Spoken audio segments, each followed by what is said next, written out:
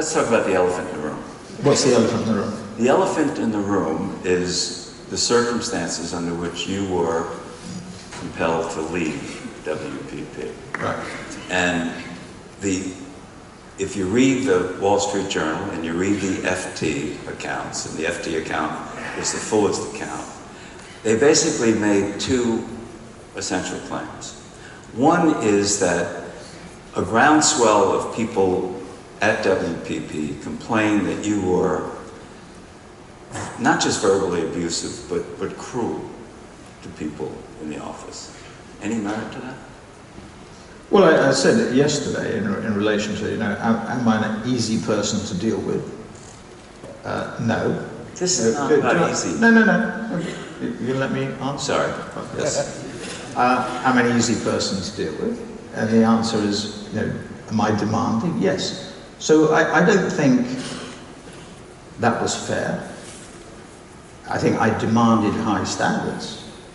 But I think if you look at the overall record, and I don't know who the FT talked to.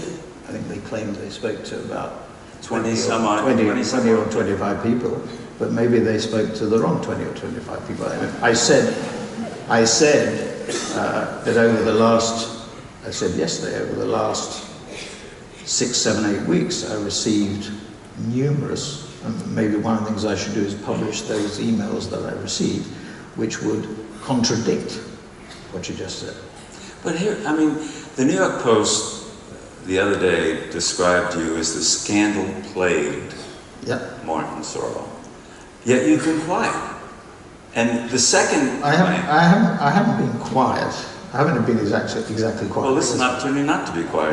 No, I haven't exactly been quiet. Okay, but the second... we've dealt with each and every thing that's been said, and we've responded formally to everything that's been said. So I think that's not quite. Let me, Martin, if I may, bring up the second thing that was the basic accusation made, that you used a not significant amount of corporate funds, relying on petty cash rather than credit cards, for inappropriate spending. But that's been dealt with too, specifically. And you say? And it was strenuously denied. So why not speak to that? Why not speak? They made some pretty dramatic... Who they? Well, the FT and the Wall Street Journal both said that you were engaged with the process. But we dealt with that. Dealt with it by strenuously denying it. Exactly. So it's not true. It's not true. And why? And then you recall there was an investigation, and you recall what the Financial Times said about the investigation. Well, I recall that they hired a law firm. And you recall what they said about the investigation. Didn't find against. Yet you felt compelled. You left. Why? Well, I think I explained that very simply in the letter that I wrote to the 200,000 people at WPP when I left. That I felt the situation had become untenable, and it was in the best interests of the share owners and the clients, the people inside the company, that was the case. Untenable because you were at loggerheads with the board? Untenable for a number of reasons. And then you were upset about the leaks. No, you said then, the leaks, of course, as was early on, were commented, I think the leaks were referred to yesterday in the press. The article was published on the Tuesday, which was the Tuesday after. But you also said that you withhold the possibility of maybe taking legal action. Which you said that publicly. I haven't said it publicly.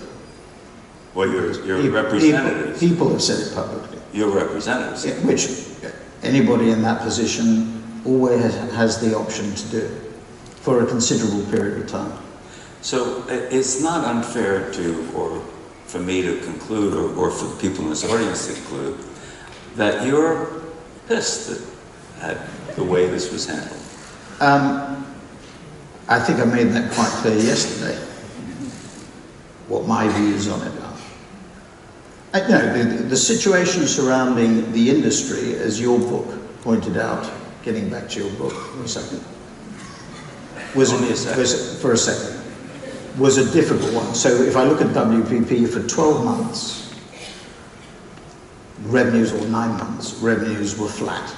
Actually, the performance of the company in terms of profitability and margins remained at the same level.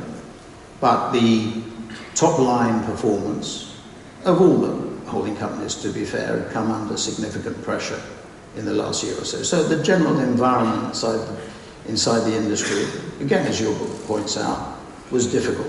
So that was the background. But when you have leaks of that nature at the highest levels of a company, it's a very difficult situation to maintain. And I think relationships come under a lot of pressure in situations like that. And as I said yesterday, to my knowledge, despite asking for an investigation into the leak,